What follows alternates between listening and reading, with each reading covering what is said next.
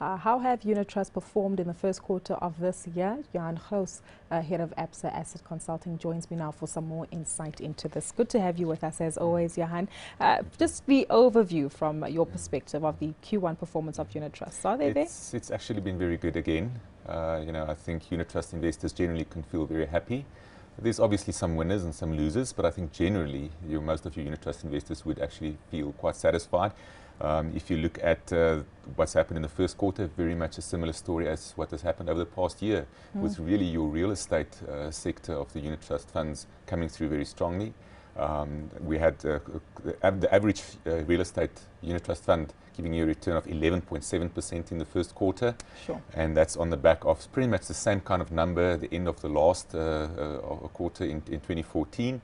And then on the equity side, your average equity fund manager would have given you a return of about 4%, and your average multi-asset class fund around about 3.4%. But if you just go back 1 year from the 31st of March, then you will see that the average return from the real estate funds have been 40%, whereas an average equity fund would have given you a return of 8%, which is like 5 times what an average equity fund would have then given you, while the multi-asset class has given you a 10% return. So really, it has been all about the real estate sector. Relative to the benchmark of these unit trust performance, I take it then they are shooting the lights out, the 3 sectors that you mentioned in particular? Yes, well, if you look at the best returning fund in the real estate sector has given you a return of 44.8% relative to the average fund of 39%, so there isn't such a big gap there. And I think it's partially as a result of the fact that that sector is so highly concentrated with 2 of the stocks in that sector that really represents about half of the index. If you look at the equity funds, again, quite a dispersion in terms of the returns. Your worst performing fund over the quarter has given you basically a return of -6%, while the best performing fund would have given you a return of 12%. And I think that comes back to the whole issue about how the different sectors have performed, because again, it has been the financials that's performed well. That sector gave you around about a 10% return in the first quarter, where the resources sector has given you a -2% return. And that was really just came through from the last quarter of last year as well, where we know that the strong dollar, lower oil prices, that has really caused major problems for the resources sector, where the financial sector has really gained, from the better prospects when you look at inflation and then also the interest rate outlook. I know you don't have a glass ball to look into to predict the future, but one wonders if the current environment is sustainable for resources to continue being such a drag when it comes to performance and financials. We know with the ongoing talks, the US Fed, our own economic fundamentals here in South Africa. Could all of these change?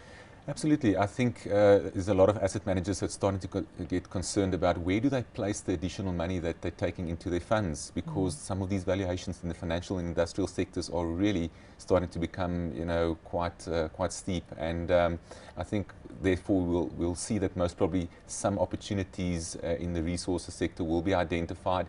When that will actually, those opportunities will be unlocked is difficult to say, because we're still sitting with the labor issues in that sector. We're still sitting with slow economic growth. We're still sitting with a strong dollar that's keeping commodity prices down. So that might be a longer term investment, but I think at current valuations, it's starting to be quite compelling. And I think also then that's also one of the reasons for why your managers will still continue to have a lot of the exposure offshore as much as possible, given the fact that there's less opportunities in the South African market from a valuation perspective, and where some of the opportunities in the global markets are still looking quite attractive. On the topic of the offshore split, what's the average there? Well, really, a lot of the money is really sitting in your Regulation 28 type of funds. So all I can say about that is that the Regulation 28 really limits you to about 25% maximum exposure to offshore assets. And what I can tell you is that most of these asset managers are really sitting close to that 25% maximum limit in your more medium, high equity type of multi-asset class funds. Speaking about multi-asset management funds, how did they perform in this last quarter? Again, there's quite a difference in terms of the best and worst performer. So you had your 9% best returning fund there, and you had your worst returning fund giving you a return of -3.6%.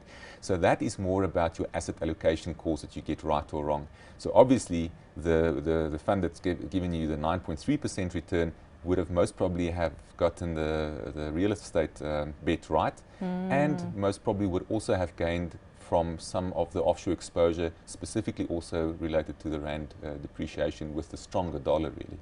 On asset allocation, I take it cash hasn't really generated much in return? Cash, again, I think just over the past year have barely given you any real returns, so very much in line with inflation, around about 5.5%, 5.7% for most of the funds. So that has not been an option really for somebody that really wants to grow their money in real terms. Johan, maybe if we touch on your expectations then for the next quarter and even from a yearly perspective, is 2015 expected to be a very bullish year for unit trust performance versus what we've seen in the past? I think my concern is that we might have seen the best of the year already in the first quarter. That is really my concern right now. You know, I think a year ago we wouldn't have expected the kind of returns we did see at that point in time. Now it's a year later and we again have seen really, really good returns. So I would say that I think investors generally will have to basically tone down the expectations when it comes to the returns on the unit trust. It doesn't mean there ain't opportunities out there, but the asset managers are really going to have their work cut out to try and identify those opportunities, capitalize on them, and that is why I believe that investors should look at your multi-asset class funds, where professional asset managers are really on a day-to-day basis looking at the market and making those decisions on your behalf. And because of the nature of unit trusts, I take it then they should ignore the noise, the daily noise of news headlines and erratic share price movements. Absolutely. You know, a unit trust is a well-diversified type of investment. It's a well-regulated investment. There's full transparency in terms of fees. So it's still, in my mind, for the majority of people, remains the investment vehicle of choice.